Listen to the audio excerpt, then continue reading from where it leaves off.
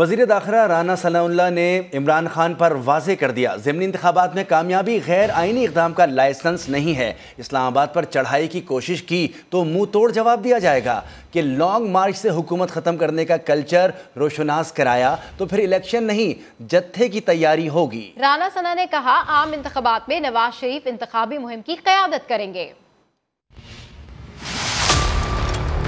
इमरान खान साहब को ये भी पैगाम देना चाहता हूँ, आपने ज़िमनी इलेक्शन जीते हैं, हरगिज़ ये मुराद नहीं है कि आपको गैर आइनी या गैर कानूनी अमल का जो है वो लाइसेंस मिल गया है। अगर ये गलती करेंगे, मैं आपको वार्न करता हूँ, अगर आपने लॉन्ग मार्च या इस्लामाबाद पे चढ़ाई का फैसला किया तो आपको बहुत मुंह तोड़ जवाब दिया जाए। ये जथा कल्चर जो है ये इब्तदा आपने करनी है, इसका अंजाम जो है वो फिर हमारे पास होता है। नातियाँ भी जथों के साथ लॉन्ग मार्च के साथ हुआ करेंगी। इस्लामाबाद पे चढ़ाई करके हुकूमतों को ख़त्म करने का कल्चर रोशनास करवाया, इलेक्शन नहीं फिर जथे की तैयारी होगी। फिर आप भी तैयार रहें कि अगले फिर 6-8 माह बाद फिर आपको भी एक जथे का सामना होगा। इलेक्शन अगर हासिल करने हैं तो टेबल पे आए, ये आए 24 को आए 25 को आए, इनको इंशाअल्लाह ताला आटे दाल का भाव जो है ये मालूम हो जाएगा। आप तो कहते हैं ना कि जी आपको नहीं पता कि मैंने करना क्या है, हमें सारा पता है कि तुमने क्या करना है। अब हम नहीं है कि हमने आपके साथ क्या करना, हम जमहूरियत का तहफ़्फ़ुज़ करेंगे। अगर हम भी चाहते तो फिर RTS बैठ सकता था। 15 से 20 हज़ार वोट तो आपको वापडा के बिलों की वजह से पड़ गया है, सूबाई हुकूमतों की वजह से भी आपको मदद मिली है। जनरल इलेक्शन में ना तो ये सूबाई हुकूमतें होंगी, हम आगे चल के इन मुश्किल फैसलों को जो है वो इंशाल्लाह आसान फैसलों में तब्दील करोगे। ये फ़र्क इंशाल्लाह ताला हर कीमत पे जो है वो हम दूर करेंगे। इलेक्शन कैंपेन को मियां नवाज शरीफ साहब लीड करेंगे। ज़िमनी इंतखाबात में कामयाबी के बाद भी इमरान खान धमकियों से बाज ना आए। कहा, हुक्मरानों ने फौरी इंतखाबात का ऐलान ना किया तो मार्च का ऐलान करूंगा, अक्टूबर से आगे नहीं जाऊंगा। उन्होंने बैकडोर राब्तों का एतराफ़ कर लिया, बताया मुज़ाकरात में कोई क्लैरिटी नहीं है। मैं इनको टाइम दे रहा हूं कि अभी भी आपके पास वक्त है, ये है टाइम आपके लिए इलेक्शन अनाउंस करने का। अगर आप नहीं करेंगे ये मैं मार्च करूं, ये मेरी मार्च अक्टूबर से आगे नहीं जाने लगी। अब से लेके अक्टूबर में किसी टाइम अनाउंस करूं। मुज़ाकरात क्या मैं कहूँ कि हो भी रहे हैं, नहीं भी हो रहा है, यानी उनके अंदर अभी तक कोई, थोड़ी हमारी बैक चैनल्स पे हुआ, कोई इस तरह की क्लैरिटी नहीं है। अभी गारंटी नहीं कर सकता कि जब इतनी पब्लिक और जितनी तादाद में इंशाल्लाह पब्लिक निकलेगी तो उसका फिर क्या नतीजा है। पॉलिटिकल पार्टीज को भी कहना चाहता हूँ कि देखें, आपके पास टाइम अब ज्यादा नहीं, फैसला कर चुके हैं, हमारी तैयारी मुकम्मल है। नवाज शरीफ डरा हुआ है इलेक्शन से, तो वो जब तक नहीं फैसला करेगा इलेक्शन नहीं होगा। वो ये चाहता है कि अगर शायद ये लंबा चलता जाए तो ये जो वेव है तहरीक इंसाफ का ये नीचे आना शुरू हो जाएगा। इनका टाइम खत्म हो गया, अब जो भी कर रहे हैं ये नहीं जीत सकते। हकीकी आज़ादी के नारे लगाने वाले इमरान खान किससे मुज़ाकरात कर रहे थे? वफाकी वज़ीर इत्तलात मरियम औरंगज़ेब ने सवाल उठा दिया। कहती हैं इंतखाबात में तहरीक इंसाफ की 8 सीटें कम हुई, खान साहब में पार्टी रहनुमाओं को टिकट देने का हौसला ही नहीं था, ये चाहते थे कि सारी चीज़ें अपने घर में रख लें। तुम पार्लियामान में 172 वोट लेकर आओ, हुकूमत को हटा, जो तानियाती करनी है करो, क्योंकि इस वक्त 172 नहीं, इस वक्त 174 वोट्स शहबाज शरीफ साहब के पास मौजूद हैं। तो ये 6 सीटें लेने से तुम्हें ना हुकूमत को कोई फर्क पड़ा है और ना किसी तरह भी पाकिस्तान, और बल्कि इन ज़िमनी इलेक्शंस के बाद हुकूमत जो है वो और भी ज़्यादा पार्लियामान में मुस्तहकम हुई है। और अब बात करते हैं कौमी असम्बली की 8 और सूबाई असम्बली की 3 नशिस्तों पर ज़िमनी इलेक्शन की। मुनज़्ज़म सोशल मीडिया मुहिम, मुखालिफिन की किरदार कुशी और साजिश की कहानी। इमरान खान ने एड़ी चोटी का जोर लगाया मगर अपनी ही छोड़ी हुई 2 नशिस्तों पर हार गए। मुल्तान में सफाया, कराची की अहम तरीन नशिस्त भी हाथ से गई। इमरान खान ननकाना में भी शिकस्त से बाल बाल बचे। PP 139 शेखुपुरा में नून लीग ने मैदान मार लिया। इमरान खान की मकबूलियत के दावे धरे के धरे रह गए। अपनी ही नशिस्तें तहरीक इंसाफ के लिए बचाना मुश्किल हो गया। मुनज़्ज़म सोशल मीडिया मुहिम, मुखालिफिन की किरदार कुशी और साजिश की कहानी। बड़ी साजिश हुई है। बस सिर्फ खेलना है इसके ऊपर। साजिश अमेरिका के अंदर तैयार हुई। साजिश की कहानी किसी काम ना आई। खान साहब ने इल्जामात लगाए, भरपूर इलेक्शन मुहिम चलाई, एड़ी चोटी का जोर लगाया, लेकिन कराची और मुल्तान में कौमी असेंबली की अपनी ही नशिस्त पर करारी शिकस्त का सामना करना पड़ा। एक तरफ पीपी के भंगड़े थे तो दूसरी तरफ इंसाफ हाउस में सन्नाटे थे। ये फर्क साफ आया है। तहरीक इंसाफ का दफ्तर चीख चीख कर कह रहा है, हाँ मैं हार गया। NA 157 मुल्तान तो हाथ से गई। सवाल ये है कि खान साहब इस शिकस्त पर अपने कारकुनान को क्या जवाब देंगे। जीत जाओ तो ठीक, हार जाओ तो धांधली का वावेला। चेयरमैन तहरीक इंसाफ इमरान खान ने कराची के हल्का NA 237 में दोबारा ज़िमनी इलेक्शन कराने का मुतालबा कर दिया। प्रेस कॉन्फ्रेंस के दौरान पीपल्स पार्टी पर धांधली का इल्ज़ाम लगा दिया। कहा तमाम जमातों ने मिलकर इलेक्शन लड़ा, कौम इन्हें मुस्तरद कर चुकी। सिंध के इलेक्शन कमिश्नर पर भी संगीन इल्ज़ामात लगा दिए। मीठा मीठा हप हप, कड़वा कड़वा थू थू। एक इलेक्शन मेरा जो हारा है कराची का, मैं हमारे पास सारी एविडेंस है और पीपल्स पार्टी ने खुल के धांधली की वहाँ। इमरान खान ने ज़िमनी इंतखाब में शिकस्त के बाद एक बार फिर धांधली का वावेला शुरू कर दिया। सिंध का जो इलेक्शन कमिश्नर है वो सिंध गवर्नमेंट के पेरोल पे था। इसके ऊपर हमने सुप्रीम जुडिशल काउंसिल में गए हुए हैं। हो ही नहीं सकता, ये गैर जानिबदार कैसे होगा कि अगर वो सिंध गवर्नमेंट के पेरोल पे है। चेयरमैन PTI ने इलेक्शन कमीशन से NA 237 में दोबारा इंतखाबात कराने का मुतालबा कर दिया। मैं अब डिमांड करता हूँ इलेक्शन कमिश्नर से कि आपने डस्का का इलेक्शन, क्योंकि वहाँ कोई 22 पोलिंग स्टेशन के ऊपर RO ने कहा था कि ठीक नहीं हुआ, तो आपने सारा 400 पोलिंग स्टेशन री इलेक्शन करवा दिया था। जो कराची में हुआ इसके ऊपर री इलेक्शन करवाना चाहिए। इंतखाब जीत जाएं तो सब ओके, हार जाएं तो कभी इलेक्शन कमीशन पर इल्जामात और कभी इदारों के खिलाफ हर्जा सराई करते हैं। लोग सवाल कर रहे हैं, खान साहब आप ना सिर्फ खिलाड़ी बल्कि कप्तान रहे, क्या ये है आपकी स्पोर्ट्समैन स्पिरिट? कुछ ऐसा है कि जहां से जीत गए वो हक की फतह और जहां से हारे वहां धांधली का नारा।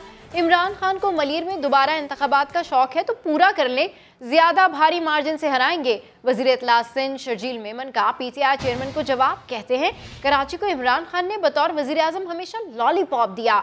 मुल्तान और कराची के अवाम ने उनके बयानिए को मुस्तरद कर दिया। जहां से जीत गए वो हक की फतह और जहां से हारे वहां धांधली का नारा। इमरान खान को मलीर में दोबारा इंतखाबात का शौक है तो पूरा कर लें, ज्यादा भारी मार्जिन से हराएंगे। वजीर इत्तलात सिंध शर्जील मेमन का PTI चेयरमैन को जवाब। कहते हैं कराची को इमरान खान ने बतौर वजीर आजम हमेशा लॉलीपॉप दिया। मुल्तान और कराची के अवाम ने उनके बयानिए को मुस्तरद कर दिया। तहरीक इंसाफ को फतह नहीं शिकस्त हुई। वजीर दिफा ख्वाजा आसिफ का इंतखाबी नताइज पर रद्द-ए-अमल। मरियम औरंगजेब कहती हैं कि तहरीक इंसाफ अपनी ही 2 सीटें हार कर हुकूमत को डिक्टेट नहीं कर सकती। सईद गनी ने इमरान खान को यौम तशक्कुर मनाने के बजाय अफसोस करने का मशवरा दे दिया। तहरीक इंसाफ की मकबूलियत का पोल खुल गया। वजीर दिफा ख्वाजा आसिफ कहते हैं इंतखाबात में PTI खसारे में रही। कल रिजल्ट आए हैं, उन्होंने 8 में से 6 सीटें जो है रिक्लेम की हैं, 2 हार की। तो इसका मतलब है कि जो पहले पोजीशन थी उसमें उनको लॉस हुआ है। आप हिसाब लगाएं कि उन्होंने दूसरे कैंडिडेट खड़े किए होते तो फिर क्या होता। सईद गनी कहते हैं कराची के अवाम ने इमरान खान को मुस्तरद कर दिया। अगर इन नशिस्तों पर इमरान खान खुद ना होता तो शायद मज़ीद ज़िल्लत और रुसवाई जो है वो PTI के नसीब में यहाँ से आती। इज़हार तशक्कुर नहीं, इन्हें इज़हार अफसोस करना चाहिए। इमरान खान के खड़े होने के बावजूद PTI के वोटों में कराची में इतनी कमी क्यों हुई? कैप्टन सफदर का कहना था कि इमरान खान ने कोई कारनामा अंजाम नहीं दिया, मुकाबला तो आम इंतखाबात में होगा। इसलिए जीत गए। एक तो 6 हलकों में वो खुद खड़े हो गए।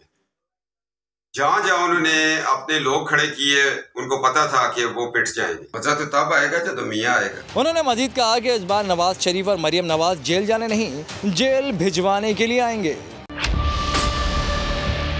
दावे बड़े बड़े। मेरा चैलेंज है 9-0 रिजल्ट आएगा धांधली के बावजूद। कभी इलेक्शन कमीशन पर इल्जामात, इलेक्शन कमीशन को साथ बुला के, जो इलेक्शन कमिश्नर है वो हमें पता है कि हर वीकेंड पे जाता किधर है। इलेक्शन करीब आए तो खान साहब तरले मिन्नतों पर उतर आए। मुझे हारने नहीं देना यहाँ से। और फिर जहाँ से इमरान खान ने जीत का दावा किया वहीं से मुंह की खाई। कराची की अक्सरियत आपके साथ खड़ी है, वो चेंज चाह रही है, वो तंग आई हुई है, वो आपको वोट देगी।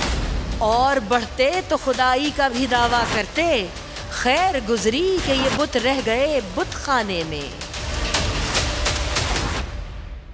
महकमा एंटी करप्शन पंजाब को वफाकी वज़ीर दाखिला के वारंट गिरफ्तारी महंगे पड़ गए। Lahore high court Rawalpindi bench का महकमे के एडिशनल डीजी पर शदीद बरहमी का इजहार। कहा, राना सनाउल्लाह का FIR में नाम नहीं तो वारंट किस बात पर लिए गए?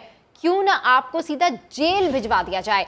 वज़ीर दाखिला मुख्तसर नोटिस पर अदालत में पेश। उन्होंने यकीन जाहिर किया कि झूठे मुकदमात में इंसाफ ज़रूर मिलेगा। रावलपिंडी से रिपोर्ट कर रहे हैं नईम जंजुआ। राना सनाउल्लाह के वारंट गिरफ्तारी महकमा एंटी करप्शन पंजाब के गले पड़ गए। Lahore high court Rawalpindi bench महकमे के एडिशनल डीजी पर शदीद बरहम, जेल जाते जाते बचे। वफाकी वज़ीर दाखिला अदालत में हाजिर, डीजी एंटी करप्शन तलबी के बावजूद करनी कतरा गए। जस्टिस सदाकत अली खान ने एडिशनल डीजी से कहा, राना सनाउल्लाह का FIR में नाम नहीं, इंक्वायरी भी नहीं हुई, फिर भी उन्हें मुलजम बना दिया। गिरफ्तारी और इश्तिहारी करार देने का वारंट किस बात पर हासिल किए? क्यों ना आपको यहाँ से सीधा जेल भिजवा दिया जाए? वज़ीर दाखिला ने मीडिया से गुफ्तगू में झूठे मुकदमे का तारीख और जोग्राफिया सब बता दिया। ये एक 3 साल पुराना मुकदमा जो 3 अक्टूबर 2019 को दर्ज हुआ, इस मुकदमे से मुतल्लक आज तक एंटी करप्शन डिपार्टमेंट ने ना मुझे कोई नोटिस दिया, ना उसमें मेरा कोई रोल है। मजिस्ट्रेट साहब को मिसलीड करके वहाँ से जो है वो मेरा वारंट ऑफ अरेस्ट हासिल किया। अदालत ने हुक्म दिया कि डीजी एंटी करप्शन पंजाब 28 अक्टूबर को मुकम्मल तैयारी के साथ पेश हूँ। रावलपिंडी बेंच ने राना सनाउल्लाह के वारंट गिरफ्तारी गुज़श्ता समात पर ही मुअत्तल कर दिए थे। रियासती इदारों के खिलाफ मुतनाज़ा ट्वीट केस में गिरफ्तार आज़म सवाती के मजीद जिस्मानी रिमांड की इस्तदा मुस्तरद। अदालत ने मुलजिम को जुडिशल रिमांड पर जेल भिजवा दिया। आज़म सवाती का कहना है कि किस किस इदारे ने तशद्दुद का निशाना बनाया, रिहाई के बाद पहली प्रेस कॉन्फ्रेंस में सब बताऊंगा। आदिल तनूली की रिपोर्ट। मुतनाज़ा ट्वीट केस में गिरफ्तार आज़म सवाती का जिस्मानी रिमांड मुकम्मल होने पर उन्हें सख्त सिक्योरिटी में डिस्ट्रिक्ट सेशन कोर्ट लाया गया। मुलजिम को सीनियर सिविल जज मोहम्मद शबीर की अदालत में पेश किया गया।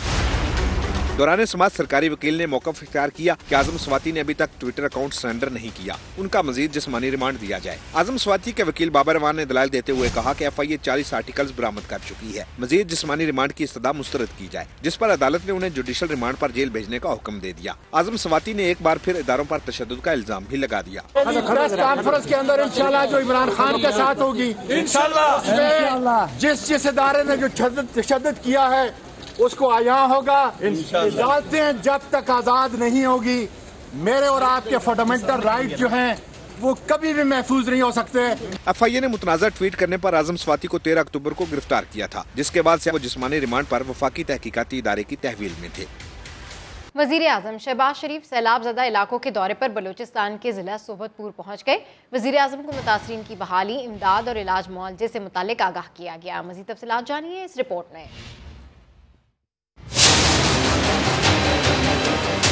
बैरून मुल्क मसरूफियात के बाद वजीर आजम फिर मुतहरिक बलूचिस्तान के सैलाब मुतासरा इलाकों के दौरे पर पहुंच गए। सोहबतपुर में शहबाज शरीफ को मुतासरीन की बहाली और इमदाद से मुतालिक ब्रीफिंग दी गई। 2221 किलोमीटर डैमेज हुए हैं सर। लाइव स्टॉक 3,28,000, ये हमारे एस्टिमेशन से थोड़ा अभी तक कम है, लेकिन अभी कुछ बाकी है। सैलाब ज़दा इलाकों में खड़े पानी पर वजीर आजम ने तशवीश का इजहार किया और NDMA को पानी निकालने के लिए इक़दाम की हिदायत की। पानी का लेवल कम हुआ है, लेकिन अभी भी पूरे इस इलाके में पानी फैला हुआ है। 25,000 रुपये की जो तकसीम जो हो रही थी वो 80%, 85%, 86% वो मुकम्मल हो गई और बलूचिस्तान में 5 अरब रुपए तकसीम किए गए। वजीर आजम मुतासरा इलाकों के बच्चों से मिलने पहुंचे तो उनके चेहरे खिल उठे। शहबाज शरीफ ने बच्चों में घुल मिलकर खूब बातें की। फिर स्कूल जल्दी बन रहा है, जो मैंने पिछले मरतबा आया था ना कि स्कूल यहाँ बना के देंगे, वो आज मैंने पूछा है। ज़मीन गीली थी, वो उन्होंने पानी वहाँ से निकाल दिया है और इंशाअल्लाह 2 महीने में आपका स्कूल स्मार्ट स्कूल बन जाएगा। शहबाज शरीफ इससे पहले खुशदार भी गए, जहां बलूचिस्तान नेशनल पार्टी के सरबराह सरदार अख्तर जान मेंगल से उनके चचा के इंतकाल पर ताज़ियत और फातहख्वानी की। पीटीआई दौरे हुकूमत की नाअहली के पोल खुलने का सिलसिला जारी है। ऑडिट रिपोर्ट पाकिस्तान रेलवे के ठेकों में संगीन बेज़ाब्तगियों का इंकशाफ। रेलवे हुकाम की जानिब से गलत टेंडर रेट जारी करने पर इदारे को 83,30,000 रुपए का नुकसान पहुंचा। मजीद जानते इस्लामाबाद में समा के नुमाइंदे उमर आसिफ से। जी उमर आसिफ, अपडेट कीजिएगा। जी बिल्कुल, देखिए पीटीआई दौरे हुकूमत की नाअहली के पोल खुलने का सिलसिला जो है वो जारी है। ऑडिट रिपोर्ट में सामने आया है कि पाकिस्तान रेलवे की ठेकों में संगीन बेज़ाब्तगी सामने आई है। गलत टेंडर रेट जारी करने पर रेलवे को 83,30,000 का नुकसान उठाना पड़ा है। ऑडिट रिपोर्ट के मुताबिक 5 मरतबा कंपोजिट शेड्यूल रेट के बजाय मार्केट रेट पर ठेके दिए गए। रेलवे हुकाम ने खानपुर लोधरा ट्रैक की मरम्मत के 2 दफा ठेके मार्केट रेट पर दिए। लाहौर ड्राईपोर्ट पेशावर डिवीजन में सिविल वर्क्स के ठेके भी जो है वो गलत दिए गए। ऑडिट रिपोर्ट में जिम्मेदारों का तयन करके नुकसान की रकम वसूली करने की भी सिफारिश की गई है। जी बहुत शुक्रिया उमर आसिफ। पीटीआई हुकूमत के मुशीर एहतसाब शहजाद अकबर के खिलाफ नैब ने रिंग रोड करप्शन केस में तफ्तीश शुरू कर दी। शहजाद अकबर पर इदारों में मनपसंद अफसरान की पोस्टिंग का इल्ज़ाम भी है। नैब की जानिब से बैरिस्टर शहजाद अकबर से सवाल किया गया कि रिंग रोड स्कीम में आपका क्या किरदार है, क्या आप या आपके ख़ानदान का कोई फ़र्द चक्री और गोजर खान में प्लॉट्स की मालिक है, रिंग रोड मंसूबे के इर्द गिर्द कितनी ज़मीन आपकी मिल्कियत है, आपका बहरिया टाउन और एक और प्रॉपर्टी डीलर से क्या ताल्लुक़ है, आपने रिंग रोड स्कीम से मुतालिक मीटिंग में शिरकत की। पीटीआई हुकूमत के मुशीर एहतसाब शहजाद अकबर के खिलाफ नैब ने रिंग रोड करप्शन केस में तफ्तीश शुरू कर दी है। शहजाद अकबर पर इदारों में मनपसंद अफसरान की पोस्टिंग का एलिगेशन भी है। नैब की जानिब से बैरिस्टर शहजाद अकबर से सवाल किया गया कि रिंग रोड स्कीम में आपका क्या किरदार है, क्या आप या आपके ख़ानदान का कोई फ़र्द चक्री और गोजर खान में प्लॉट्स का मालिक है। रावी अर्बन डेवलपमेंट अथॉरिटी ने अदालती अहकामात हवा में उड़ा दिए। ग्रीन लैंड पर तामीराती मंसूबे शुरू कर दिए। मुतनाज़ा 4 बाग हाउसिंग प्रोजेक्ट में करोड़ों रुपए के लग्जरी अपार्टमेंट्स की बुकिंग शुरू कर दी। इस हवाले से रिपोर्ट देखिए फातिमा शिराजी की।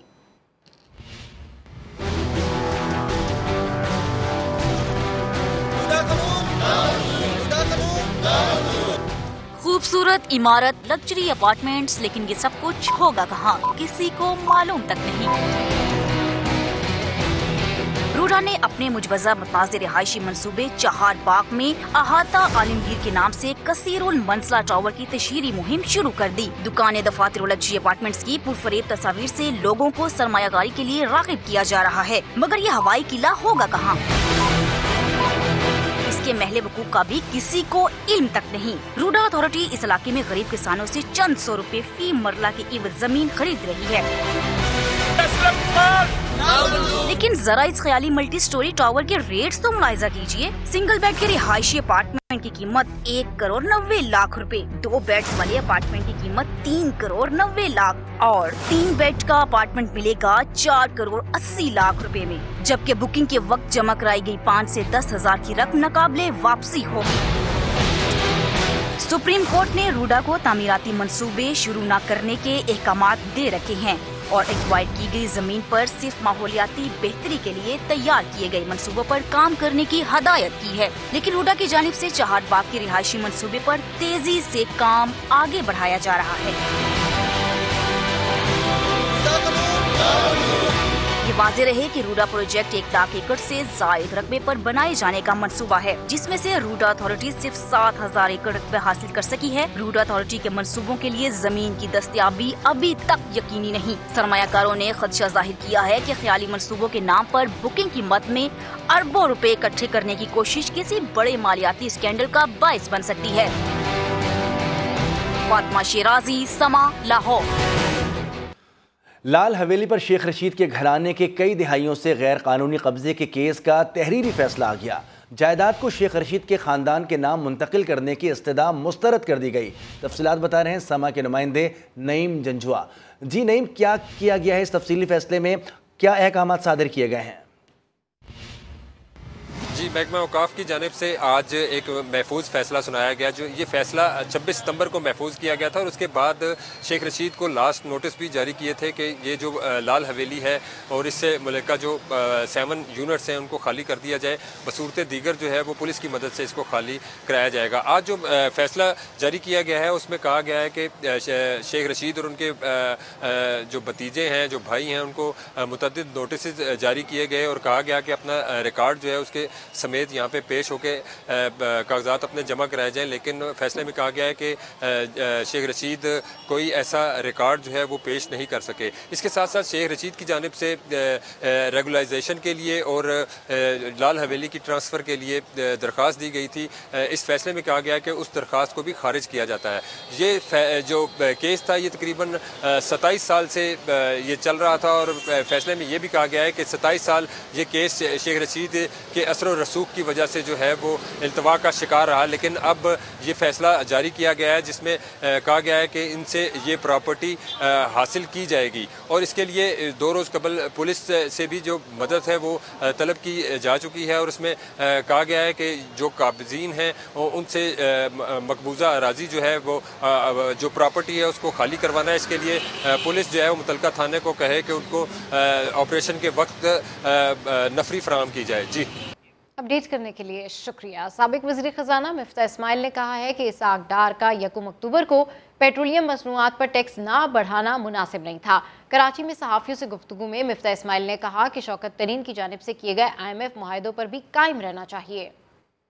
ये इत्तेफाक है कि जब मैं वज़ीर था तो $95 का पेट्रोल ब्रांड था, फिर 83 का हो गया, तो उसके बाद ज़ाहिर एक रिलीफ दी। और जब लास्ट टाइम डार साहब ने टैक्स नहीं बढ़ाया तो 1 तारीख को, तो मैंने कहा था कि वो एक थोड़ी सी रेकलेस चीज़ थी कि टैक्स बढ़ा देना चाहिए। तो मैं सचमुच ये समझता हूँ कि रिफॉर्म आज से शुरू कर देने चाहिए। जो IMF से आपके एग्रीमेंट हुए, जो शौकत तरीन साहब ने भी एग्रीमेंट करे थे, उस पर कायम रहना चाहिए। और ये 15 तारीख को जो पेट्रोल के अंदर प्राइसेस चेंज नहीं हुई हैं उस पर वो एग्रीमेंट के ऊपर वापस आ गए हैं, वो पेट्रोल के ऊपर टैक्स बढ़ाकर। लाहौर के इलाके डिफेंस में नामालूम मोटरसाइकिल सवारों की फायरिंग से डॉल्फिन एहलकार जाँ बहक हो गया। पुलिस ने शराक के बाद 5 मुल्जिमान के खिलाफ दहशतगर्दी की दफात के तहत मुकदमा दर्ज कर लिया।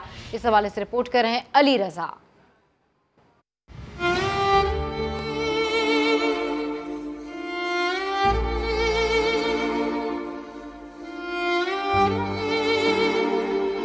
डिफेंस सी में नामालूम मोटरसाइकिल सवारों की फायरिंग का शिकार होने वाले डॉल्फिन एहलकार की शनाख्त कासिम के नाम से हुई। कासिम ड्यूटी खत्म करके अपने गांव डेरा चाहिल पहुंचा तो घात लगाए नामालूम मोटरसाइकिल सवारों ने कासिम पर सीधी गोलियां बरसा दी और मौके से फरार हो गए। कल ड्यूटी आया, वो कल मुझे मिला भी है, वही हंसी मजाक सलाम दुआ करना, हमारा अच्छा दोस्त था, वो दुख हुआ है बहुत। अगर जिसने भी ये किया है उसको सख्त से सख्त सजा मिलनी चाहिए। डॉल्फिन एहलकार कासिम को जख्मी हालत में जनरल अस्पताल मुंतकिल किया गया, मगर वो अस्पताल पहुंचने से पहले ही दम तोड़ गया। मुतवफ़ी एक बेटा और एक बेटी का बाप था। पुलिस ने मौके पर मौजूद मोटरसाइकिल के जरिए मुल्जिमान की शनाख्त करते हुए जल्द गिरफ्तार करने का दावा किया है।